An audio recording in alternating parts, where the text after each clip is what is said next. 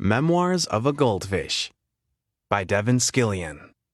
Illustrated by Tim Bowers. Narrated by Michael Gillick. Published by Sleeping Bear Press.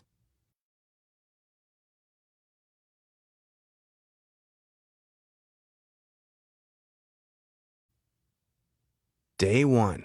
I swam around my bowl.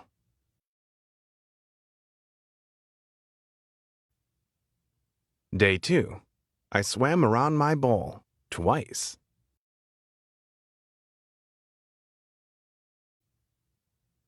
Day 3. I swam around my bowl. I thought about taking a nap, but fish don't sleep, so I swam around my bowl.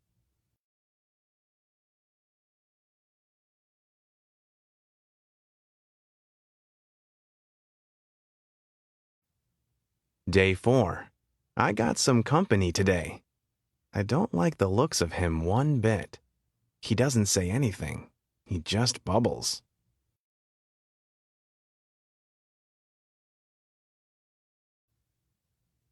Day 5.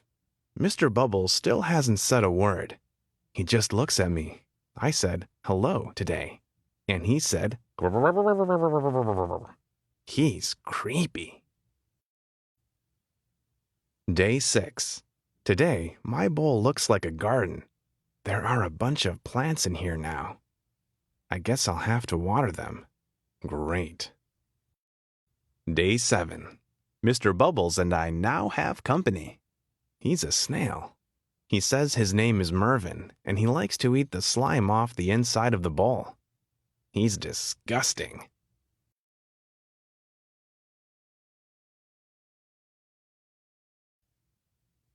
Day 8.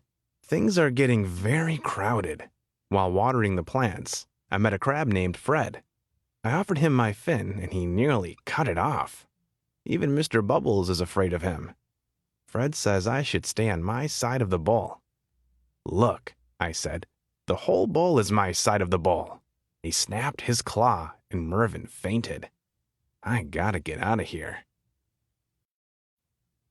Day 9. That does it. My bowl now contains a sunken pirate ship, 2 guppies named Rhoda and Clark, and an angelfish named Cha-Cha, who says she's from Hollywood. I can't turn around without bumping into something. At least Mervin is happy. There's more gunk on the side of the bowl every day.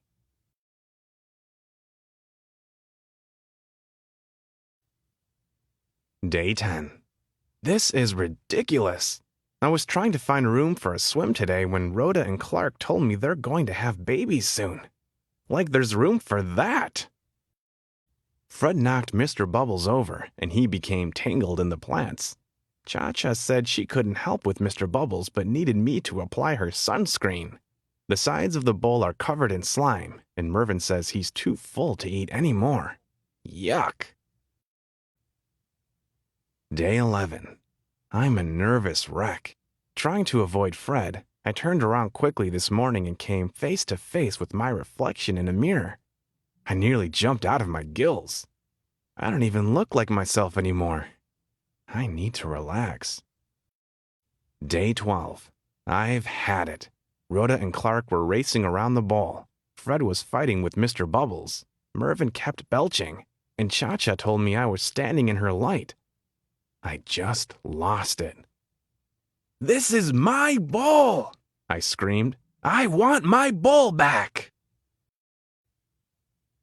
Day 13. Today I got my wish. Sort of. With a whoosh, and a splash, and a clank, and a plunge, I was suddenly in a very tiny bowl of clear, pure water. Ah! It was small, but it was all mine. It was heavenly. I swam around my new bowl. Twice. But I started to wonder what had happened to everyone. When I last saw Mr. Bubbles, he was tangled in green. Who would help him? Poor Mervin was probably sick as a dogfish.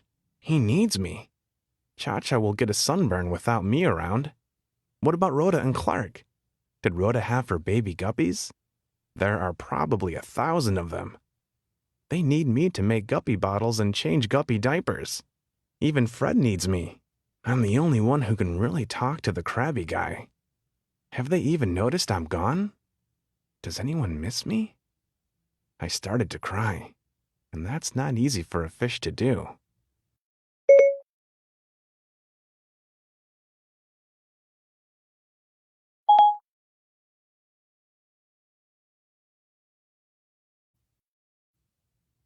Day 14. After a long, sad night, there was a whoosh, and a splash, and a clank, and a plunge, and I was suddenly sprayed in the face by Bubbles. Mr. Bubbles gurgled a happy tune. Rhoda and Clark raced by me like two speedboats, followed by 12 of the cutest baby guppies you've ever seen. Mervin waved his tail at me from the nice clean glass of our enormous tank. Cha-Cha sat happily beneath an umbrella. I think even Fred missed me.